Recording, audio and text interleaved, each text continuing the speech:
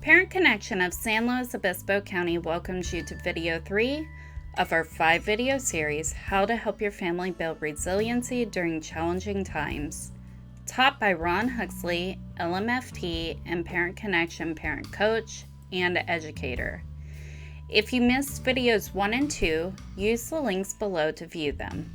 As you watch video 3, Powerful Resilient Families, we encourage you to write down some questions and submit them for Ron Huxley to answer. And here's Ron with video 3, Powerful Resilient Families. Enjoy. Is it possible for everyone in a family to be powerful and get along with one another? Hi, I'm Ron Huxley, licensed marriage and family therapist and a parent coach for the Parent Connection. In this video, we want to talk about how to build powerful, resilient families. We want to be able to learn some new perspectives on what it's really like to deal with problems in the home and how to help your children solve their own problems. We want to talk about, as parents, how we can become a resiliency coach and avoid so many of the power struggles that we deal with. And finally, we want to eliminate all the negative game playing and develop cooperative, loving relationships. Now, perhaps that sounds like it's too good to be true, but I really feel like every member of the family can learn how to be powerful people. You see, when we go through difficult, challenging situations like we are all doing right now, under the pressure of the quarantine and the coronavirus, we can feel like we can out of control, we can feel overwhelmed. And when this happens, we tend to want to try to control things and other people around us. Parents and children will then develop certain power struggles. It's very common for powerless people to want to gain power by engaging in power struggles. It's our job then, as parents, to help our children feel more empowered by empowering them to solve problems on their own. The motto that we're going to be looking at in this video on building family resiliency is that the person is not the problem is the problem. When we focus on the person as the problem, we'll engage in a lot of blaming, name-calling, shame-based parenting, and none of these things are going to help our children become more resilient. It's not going to really do a lot for us either as parents. But when we're able to focus on what the problem is and work together as a team against the problem, that's when we can build very strong or powerful, resilient people. Our goal then is to partner against the problem. You see, a power struggle needs two people to play the game. The only way that we can avoid this game is if we let go of the rope, go to the other person's side, and pull together. You see, problems are actually an opportunity to reshape our children's beliefs about themselves, their caregivers, and the world around them. Our home then becomes the training ground. So it's time for us to get excited about problems. Neuroscience says that brains that fire together wire together. This is a concept of co-regulation where a parent and a child, when they interact with one another, actually begin to develop brain structures in quite a bit of similarity. So for our children who have underdeveloped brains, we as parents become their co-regulators or their external regulation systems that model for them and guide them to how to manage their own emotions, develop self-control, learn moral reasoning, develop an eternal sense of self-worth, and be able to do other executive function skills like planning, control, follow-through, organization, time management. These are all skills that have to be taught. Sometimes they're actually caught, not just taught, because we have to model them as well. As parents then, we are going to co-regulate with our children to help them work against the problem as a team. We're going to help the child exercise their thinking brain so that they can modulate and manage their emotional reactive brain. This is the part of the brain that causes them to act in an impulsive way, saying things, hitting their brothers or sisters, having a meltdown, temper tantrums, talking back, just the general misbehavior that we see in the home every day. Children now, they won't like us changing the rules of the game because they're used to engaging in this sort of manipulative power struggle. Again, all these things are learned behaviors. But as we change the game, moving from dictator to coach, our children are going to try to get us back to the original level of functioning. We call that homeostasis. And we all like a balance in life. We like to see things be the same. Even if it's chaotic, it feels familiar. And familiarity makes us feel safe. So when you change the rules, as we are going to be talking about today, you're going to get some feedback, you're going to get some pushback from your children. Now, our children who don't feel like they have a lot of power in life are going to push our buttons. They're going to push our buttons to get us to react, to engage in those similar struggles and fights that we always seem to get into. And you know when the problems come up in your life and what they are with your children and your family members because they came up yesterday, and the day before that, and the day before that, and the day before that. So we can therefore do something different so that we can get a different outcome tomorrow. If we don't change things, then those problems that happened yesterday and the day before that are going to happen tomorrow, and the day after that, and the day after that. So we know that problems are predictable, and this is their weakness.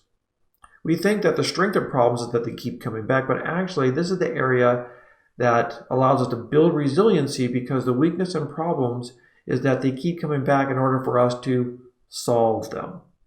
And we want to do that together.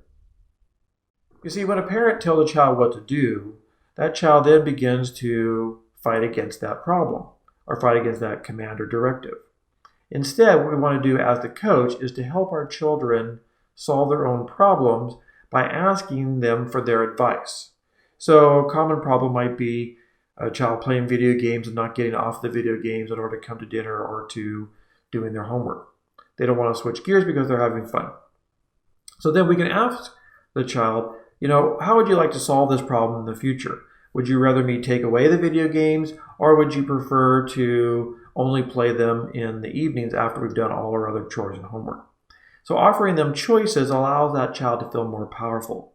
We can also, when they make a mistake and they argue with their sister or their brother over the video games, maybe they hit one another or say something mean to one another, when they engage in that situation, then we want to ask them, how do you want to clean up this mess? Instead of us telling them how to clean up the mess, we want to ask them how to clean up this mess that they have created with their sibling. And if they don't know, we say, do you want to have some would you like me to give you some solutions or some ideas on how to solve it? And then we give them situations that are really going to be the worst possible idea. I call it the horrible idea. When you give children the horrible idea, it forces them then to look at a much better idea, which then engages their thinking brain. A lot of times they'll just give up again because you're going to tell them what to do. This is what parents do, right? They tell children what to do. But we want them to think on their own. When they are thinking, again, they are putting their thinking cap over this emotional, explosive, reactive brain that can misfire and create a lot of anxiety and anger and tantrums and meltdowns. So by helping them engage this thinking part through questions, choices, which are 2, and when we give choices to children, they'll often ask for the third choice, and we just go back to the first 2 choices. And then they will ask for a third choice again. Now we're just playing a game, right? And we know it's a game because it's creating irritation and annoyance in us. And then we just go back to the first 2 choices. And if that happens again, we stop playing this game and we say, okay, it sounds like this is too difficult of a situation for you. I guess I'll just have to make the choice for you for today. And at this point, there is no more choice giving. You have to stand your ground. You can't win every battle with children, but you can win the war. And so you have to pick and choose which battles you're going to fight. And once you have made a choice for your child, because they can't make their own choice, this is where you want to stay your ground and fight that battle all the way to the end, even if it's a meltdown. Because what you will do is you will now have changed the scenario or the pattern of problem solving for tomorrow, because when you give them that choice again tomorrow, they will then think, oh, I need to make a choice, or my mom or my dad will make it for me. So another way of helping our children is to externalize the problem. When we externalize the problem, we are not blaming the child. Again, the problem is the problem. The person is not the problem is the problem. And we want to be able to say, well, here comes that grumpy Gus who comes in the house and causes you to act poorly and make bad decisions. Let's just get rid of him, right? And so maybe if we move the video games, that will keep Grumpy from sneaking into the household. How did he get in here again? You can be playful with this situation. Playfulness and humor keeps the thinking brain online. So instead of labeling the child as the problem, externalize it by coming up with a funny, silly name for that problem coming into the household. It could be the anger monster. It could be the foul mouth creature. It could be, whatever it is that comes in and disrupts them. And, use it for yourself too, because sometimes you act poorly and you can say, oh, there comes that angry monster, come in and snuck in and he tricked me again. And now I have to apologize or ask forgiveness for what I've said or done. And you model by doing this to your children how to be more resilient and deal with conflict and challenging situations by externalizing the problem. I can handle something that's out there. It's hard when it's inside of me because I feel like I have no control over that. But really what I'm doing is I am managing me. There's a saying by one of my favorite authors, Scott Peck, who wrote the book, The Road Less Traveled, A New Psychology of Love, Values, and Growth. He said that life is difficult. This is a great truth, one of the greatest truths. It is a great truth because once we truly see this truth, we can transcend it. Once we truly know that life is difficult, once we truly understand and accept it, then life is no longer difficult. Because once it is accepted, the fact that life is difficult no longer matters.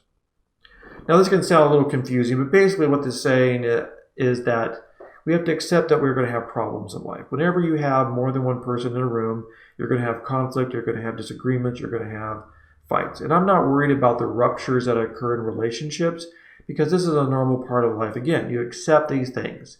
It's the lack of acceptance that creates a lot of suffering for us, that creates a lot of resentment, the contempt that we have for one another. And it also makes us feel like we're victims. And victims are not resilient. Victims are not powerful. Victims are helpless and hopeless and powerless. And I know that you have felt this way. And whenever this happens and you don't have hope for your situation, for your circumstance, then this is a situation where some type of negative thought has gotten in and you're beginning to believe that you don't have a sense of power or agency over your own life. So ruptures occur in situations, but it's the repairs that make us stronger as a family. It's the repairing of relationships. It's the asking of forgiveness. It's the cleaning up of our messes. It's the learning from our mistakes. These are the things that help build family resiliency because now we've discovered the truth about power. Powerful people manage themselves. We first have to do it as parents. We have to manage ourselves, which means we have to have good self-care routines. We have to be able to take time for us. We may have to get up a few minutes earlier before our kids get up. We may have to allow them to play a little longer on the video games than maybe we would like. But in our reality right now, some of these things, the compromises, are what we have to do so that we have the resources to give to our children. So a resource is simply returning to the source. And if you go back to the source, which is you, and there's nothing there, you can't give anything away. You can't model how to manage problems. You can't show how to handle your own struggles and your frustrations. Children will take their cues from us as adults to know how they should respond. And if we're worried, they'll be worried. If we're angry, they'll be angry. So many times I work with families and what I've seen is children are simply acting out the problems that they've seen at home. When the parents fight, they learn how to fight.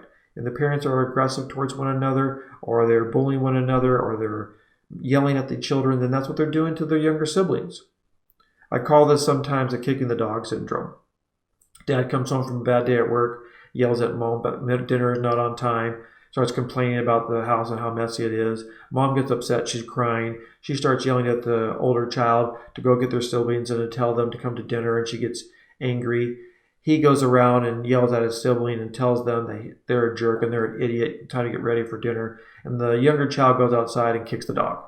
Right? We're always looking for a way to discharge all this negative energy. So in order for us to build powerful, resilient families, we have to first take care of us and manage ourselves, and then that will flow downhill as well.